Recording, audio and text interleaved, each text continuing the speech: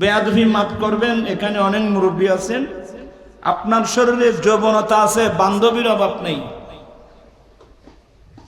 এই জন্য মনীষীরা কি বলেন জানেন? মনীষীরা বলেন বিপদেই কথা বলছেন কেন? আপনি বন্ধু চিনবেন কখন? যখন আপনি সবকিছু হারিয়ে ফেলবেন, দেখবেন যে বন্ধু একটাও নেই। আর বিশেষ করে সবচেয়ে কঠিন দিন কিয়ামতের মাঠ। আমার আল্লাহ ডাইরেক্ট কোরআন শরীফে বলছেন যে কিয়ামতের কঠিন দিনে এক বন্ধু অপর বন্ধুর শত্রু হয়ে যাবে, কিন্তু এক প্রকারের বন্ধু আছে যারা কিয়ামতের কঠিন দিনেও বন্ধু হিসেবে পাশে পাবেন। ওই বান্দাদের নাম হলো মুত্তাকিন। মুত্তাকিনদের অপর নাম ইন আউলিয়াহু ইল্লাল মুত্তাকুন।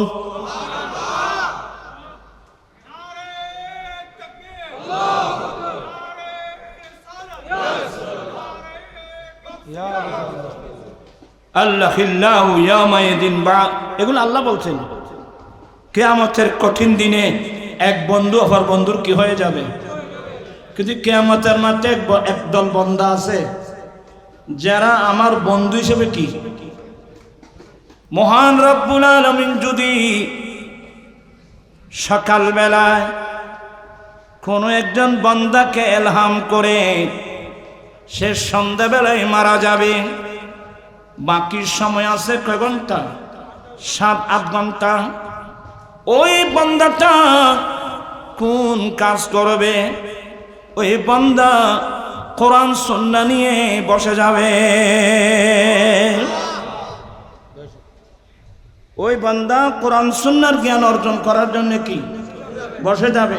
কারণ আমার নবীর হাদিস, দ্বীনের জ্ঞান, ধর্মের জ্ঞান অর্জন করতে গিয়ে যদি কেউ মারা যায় বহুয়া শহীদ, তুই শাহাদাতের মাকাম লাভ করবে।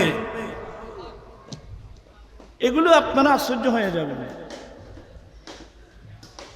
ইলমে দ্বীনের গুরুত্ব। অলিকুল সম্রাট গৌসে পাকের জীবনী পড়েছেন। উনি তো দুনিয়াতে এসে ওলি হন নাই, উনি মায়ের গর্ভ থেকে আসতে আল্লাহর বলি।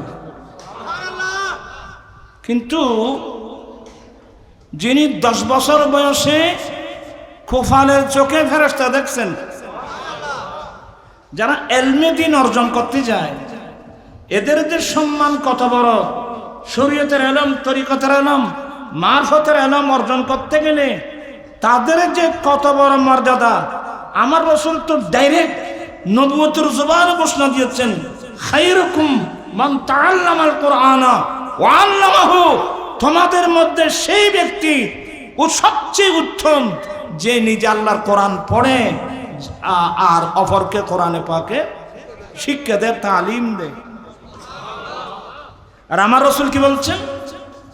মান সালাকা তরিকান ইয়াতলুবু ফীহি ইলমান সালাকাল্লাহু তরিকাম মিন তুরুকিল জান্নাহ। যেই ব্যক্তি দ্বীনের জ্ঞান অর্জন করার উদ্দেশ্যে রাস্তা অতিক্রম করবে, আমার আল্লাহ তাকে জান্নাতের যে কোনো একটা রাস্তা দিয়ে চালাবেন, অথবা জান্নাতের যে কোনো একটা রাস্তা দিয়ে চলা আল্লাহ নিজে সহজ করে দেবেন। শুধু তাই না, ওই তালেবে ইলমের কত বড় মর্যাদা।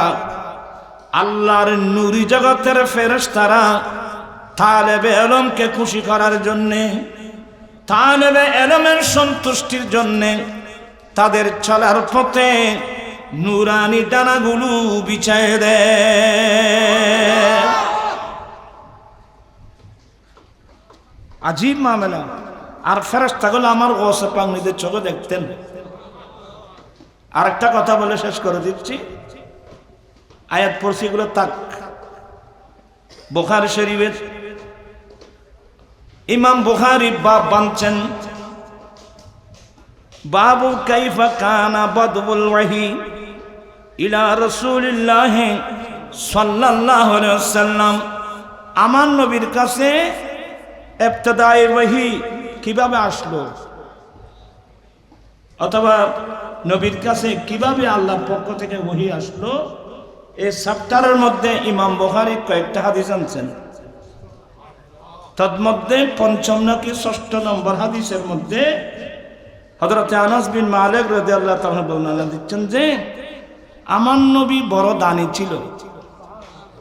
কানান নবী সাল্লাল্লাহু আলাইহি ওয়াসাল্লাম আজওয়াদান নাস, আমার নবী মানব জাতির মধ্যে সবচেয়ে বেশি দানী।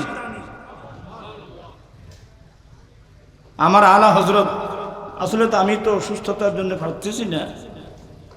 ওয়াহ কিয়া জুদ করম হে শাহে বতহা তেরা, ওয়াহ কিয়া জুদ করম হে শাহে বতহা तेरा